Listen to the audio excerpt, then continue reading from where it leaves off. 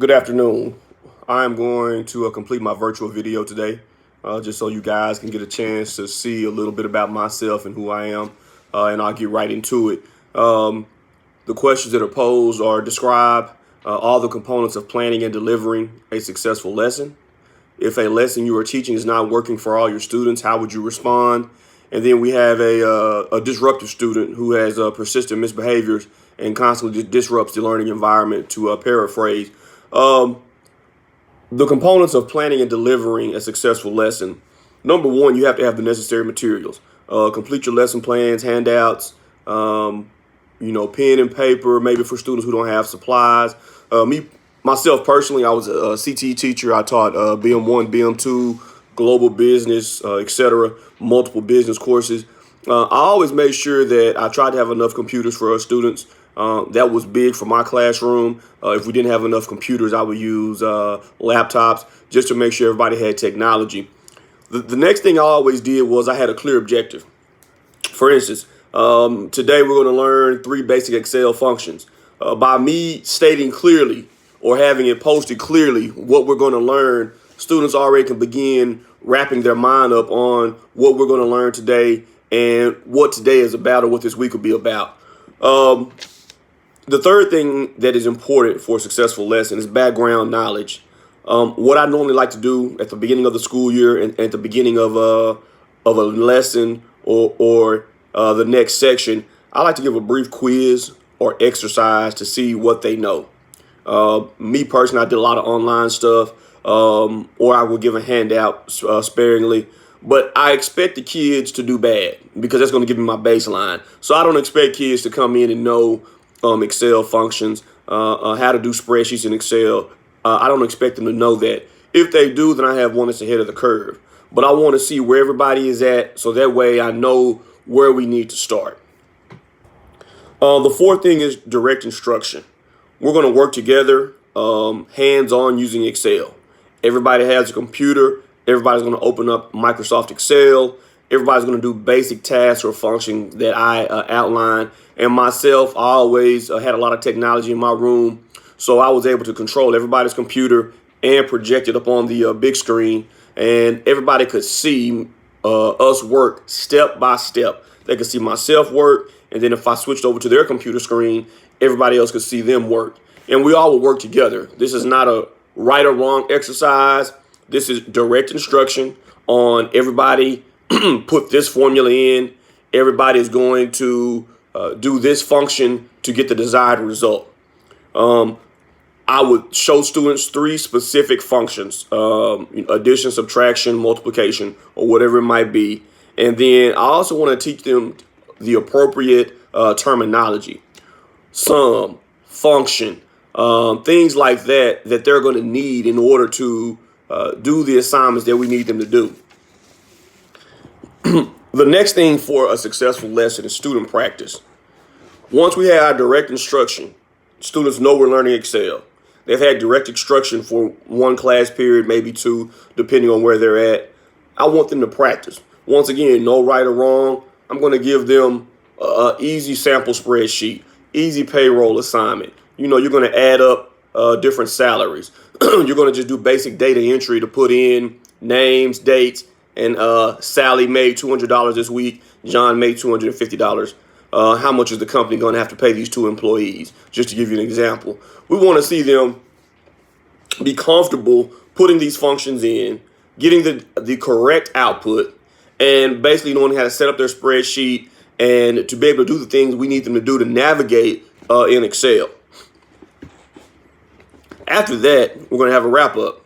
Normally I taught 8 period days, or I taught block scheduling. So if we have 45 minutes, obviously this lesson would be a little long for 45 minutes, so it would have to be condensed. But if we had 90 minutes, this would allow us to smooth it out and to extend the lesson. But we're going to wrap it up. What did we learn today? We learned about Excel. We learned basic Excel functions. Why did we learn it? Because this is something that we're going to need as we progress into college and as we graduate after college in the workforce. And then how we're going to apply it. We can apply it in our personal life or our professional life. And then lastly, finally, our demonstration of learning. I'm going to pick one student for your exit ticket. Hey, just get us out of here today. I'm going to give you a quick problem. I want you to get on the big screen, which I'll get on, monitor their computer. They'll project it up. Do this one quick function, get us out of here today, so that way I can just assess learning. Not right or wrong, a little competition. I'm a former coach, so it's kind of like hitting that last free throw or doing that last wind sprint to get us out of practice.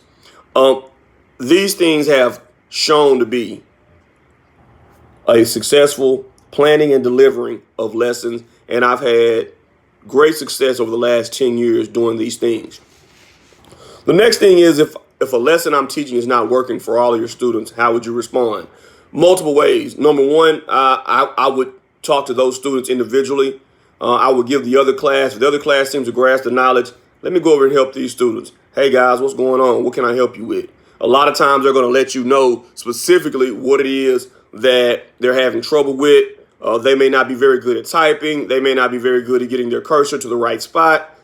Let's work together. Don't worry about the other class, because we're trying to get everybody going back to that student practice. This is our student practice session, okay? So my lesson is not going to be successful until that student practice component, everybody has mastered that. So I'm going to meet with them specifically, work with them specifically. I love being in the computer lab. I can take a weaker student, put them next to a stronger student, give them that same. I have multiple assignments, so I can give them multiple assignments. And hey, partner up with this person right here, and they're going to help you. And that's worked great for me throughout my teaching career. The last thing is something as educators and even as an administrator I've had to deal with is a student in the classroom who is persistently misbehaving. They interrupt their teaching, they refuse to do work in class, and they don't come to school with their supplies. You address this situation by addressing the student normally in person. Hey, John, let me talk to you in the hallway. Let's see what's going on today. A lot of times students have other issues. When students are this disruptive, there's other issues besides them not wanting to go to work. I've uncovered, and I can't go over it in this video, but I've uncovered a myriad of reasons why students are misbehaving. Between deaths in the family, abuse, hunger, whatever you can think of, I've encountered it. Some students just don't want to learn. At that time, we have to have a heart-to-heart talk and let them know that in order for them to be successful in life, they're going to have to do things they don't want to do.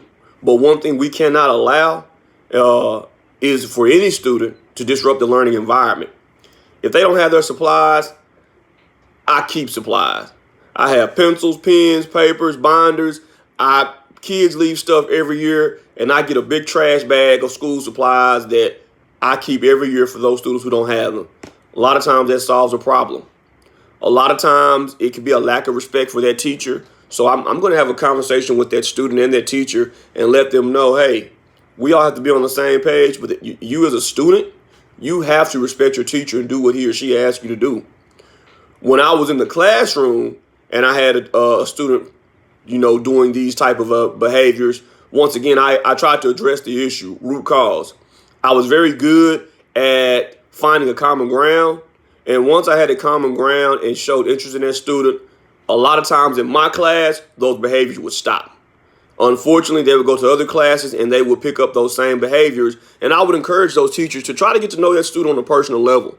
These students are coming from a lot of difficult backgrounds, and this is just their way of lashing out. But anytime I had a student refusing to do work, I would work with them. I would provide supplies. I would really find a common ground with that student, and then they would meet me halfway. Well, you know what, Coach Griggs, he really does kind of care about me, so I guess I can do right in his class. And that was a breaking point for us and those students. And like I said, once again, that has worked for me in my career. Thank you.